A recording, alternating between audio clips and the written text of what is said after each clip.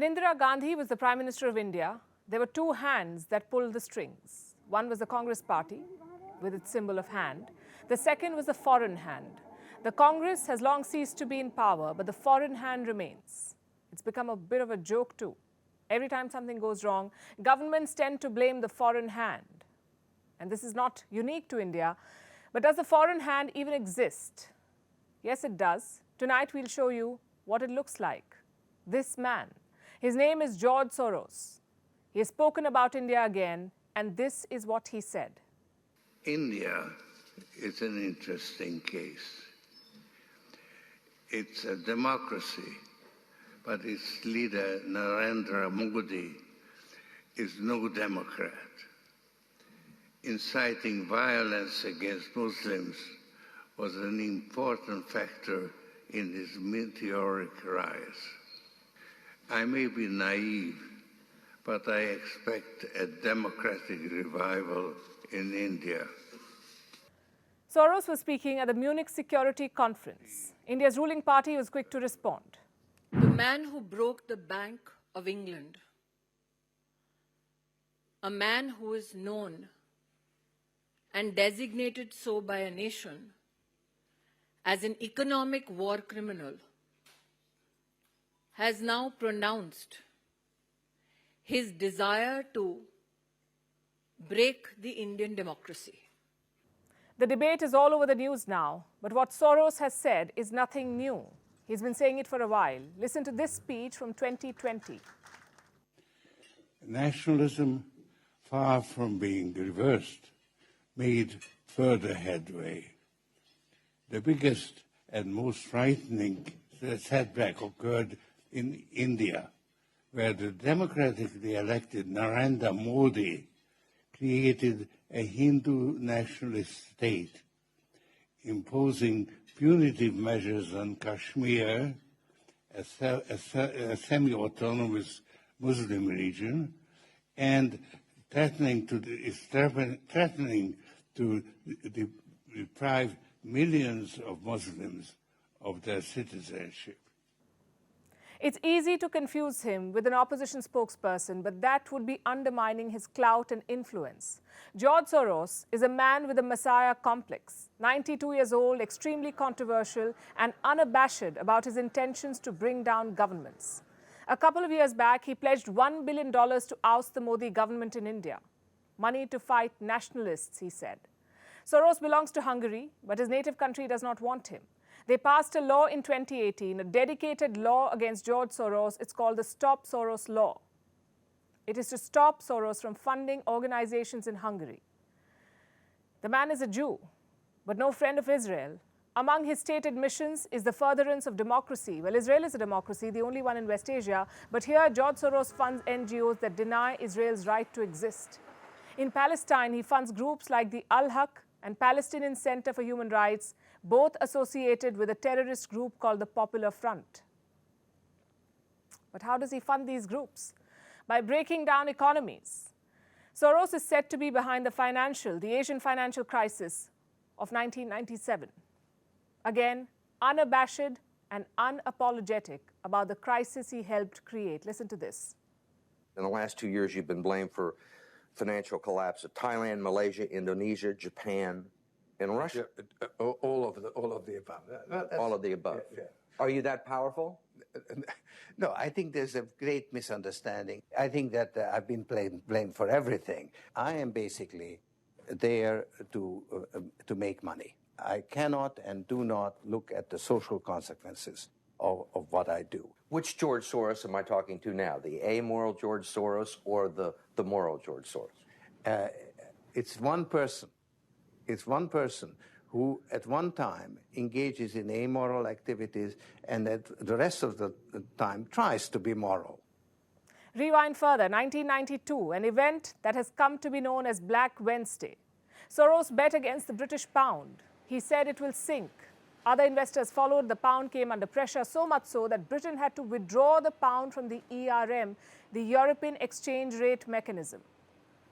Soros got $1.5 billion in a month, and the title of the man who broke the Bank of England. Today, he's among the 10 richest hedge fund managers in the world. Bloomberg reports that his wealth is over $8.5 billion, but he's donated way more than this sum. Soros runs a foundation called the Open Society. It operates in 70-odd countries, including India. It is headquartered in New York. It's been used to funnel some $32 billion to various countries. Soros is also a political player. He funds parties and individuals. In 2012, he donated $1 billion to a political action committee led by Barack Obama. In 2016, he was the biggest donor to Hillary Clinton's campaign. He spent £400,000 on anti-Brexit groups. A few years before that, he backed Germany leaving the EU. That did not happen, but the pattern is quite clear. He has consistently used his money to influence policy and people. He's been accused of undermining the sovereignty of countries, funding anti-national groups and fueling anti-national sentiment. His mission is to liberate the world from ideas that he doesn't agree with. And his current target is India. The Open Society Foundation started working in India in 1999, but they launched an India-specific program in 2014. What happened in 2014? Narendra Modi came to power. George Soros started pumping money into NGOs in the name of promoting democratic practice and the rule of law. In 2016, the government restricted his activities. He began speaking out on international platforms, and of late, he's been clearly calling for regime change. India goes to polls next year. While the opposition is still finding its bearings, the foreign hand has begun its work in earnest, it seems. First a documentary, now a speech. I'm sure magazine covers and headlines like these will follow soon. But the thing about democracy is this. Despite all the politics and propaganda, the people still have the last word. It's been 18 months since the Taliban returned to power in Afghanistan. But the infighting has not stopped. First, it was over the formation of the government, which took almost a month. It ended with the Taliban supreme leader, Haibatullah Akhundzada, taking charge. Now the fault lines are getting more pronounced. Afghanistan's Interior Minister Sirajuddin Haqqani has made it public. He has accused the leadership of quote-unquote monopolizing power and damaging the government in the country. Remember, it's the Taliban we're talking about. An outfit that consists of different ethnic groups and, most importantly, UN-designated terrorists. Speaking of which, the UN has warned of growing terror threats from Kabul. It says terror groups are having a free run under the Taliban. Guess who else has been giving a safe haven to terrorists for years? Pakistan, a nation that the Taliban calls its second home. What does the United Nations have to say about Pakistan? Our next report has the answers. The Taliban is a divided house. 18 months after returning to power, the bickering in Kabul continues. And this time, it's out in the open. There are two warring factions, one led by Sirajuddin Haqqani, Afghanistan's interior minister and leader of the Haqqani network. The other includes Mullah Baradar and Haibatullah Akhundzada, the top two leaders running Afghanistan. Haqqani took on the Taliban's top brass last weekend, criticizing them publicly. He said, "Power monopolization and defamation of the entire system have become common. The situation cannot be tolerated any longer. The survival of the government depends on how we treat the people. The previous government was corrupt and did not survive because it repressed and ill-treated people. If we treat people well, our government will last longer." These disagreements aren't new. For long, the Taliban has tried to play down the factionalism. The latest spat comes after Akhundzada brought in a slew of repressive measures. These include banning women from schools, universities, and workplaces, also from traveling long distance without a male relative. Haqqani's faction is said to have been among the moderates that is seeking legitimacy on the international stage. The Akhundzada camp slammed them for their public remarks. Here's what the Taliban's chief spokesperson said. "Our Islamic ethics bind us to not publicly criticize or vilify the emir, minister, or a government official. You must approach him and convey your criticism privately and safely, so no one else will hear it." Experts say this infighting could spill into a civil war. The United Nations has flagged other concerns. It says Afghanistan remains the primary source of terror threat for Central and South Asia. And the Taliban's comeback has given terror groups a free run. ISIL's main goal is to portray the Taliban as incapable of providing security in the country. It also threatened to launch terrorist attacks against Chinese, Indian, and Iranian embassies in Afghanistan. Apart from high-profile attacks, ISIL-K conducts low-level attacks nearly daily, causing fear in local communities. targeting Shia minorities to undermine Taliban Pashtun authority, and challenging nascent security agencies. What about Pakistan, Taliban's brother-in-arms? On last count, Pakistan was home to 81 extremist groups. It has a record of providing safe haven to many top terrorists. Al-Qaeda chief Osama bin Laden, his successor, Ayman al-Zawahiri, Jaish-e-Mohammed founder Masood Azhar, and Taliban leader Sirajuddin Haqqani, Mullah Baradar, and even Hebatullah Akhundzada.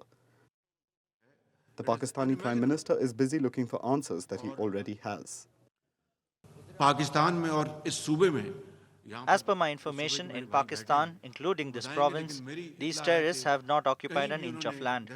They are moving around, and this is a very good sign. But the questions of how they were able to reach here, who brought them here, these are the questions that the nation wants answers for. The Prime Minister believes terrorists moving around is good news, but the chickens are coming home to roost. The Pakistani Taliban is taking on the government. A suicide blast in a Peshawar mosque killed more than 100 people last month. Reports say Pakistan now wants Akhundzada to rein this group in. So while the terror threat from Afghanistan continues, and UN rightly flags it, it cannot discount Pakistan's role in this game. And finally, it's time for Vantage shots, images that tell the story. Turkey and Syria continue to deal with the devastation left behind by earthquakes. Christ the Redeemer in Rio de Janeiro, one of the 7 wonders of the world, was illuminated to pay tribute to the victims. In Germany, people did a countdown to 11/11. It is considered the magical hour. This was part of a carnival in the city of Cologne. Sharjah in the UAE is famous for its mosques. One of them was lit up for a festival. It highlighted the aesthetics, architectural details and designs. You don't want to miss this one. And finally, in the UK, an 85-year-old woman zip-lined 500 feet above the ground. This is the fastest zip line in the world and the longest in Europe. As they say, you're only as old as you feel. Thanks for watching. Have a good weekend. We'll see you on Monday.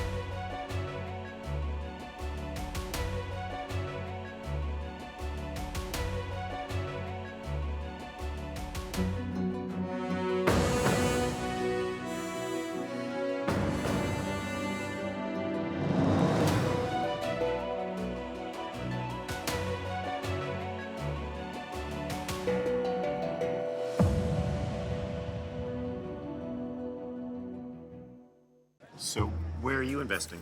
Oh, China. It's just growing. It's always been the manufacturing hub. Besides, India's struggling post-COVID. Of course. Sir, actually India's management of COVID has been much better. China's situation till date is unclear. After zero COVID lockdowns, China is gradually losing its supremacy as manufacturing leader. The country's share of global exports of footwear, furniture, or clothing accessories has fallen since 2016. Meanwhile, India has bounced back. So by the looks of it, India could become the global manufacturing hub by 2030, presenting Vantage with me, Palki Sharma, a first of its kind global show with an Indian perspective.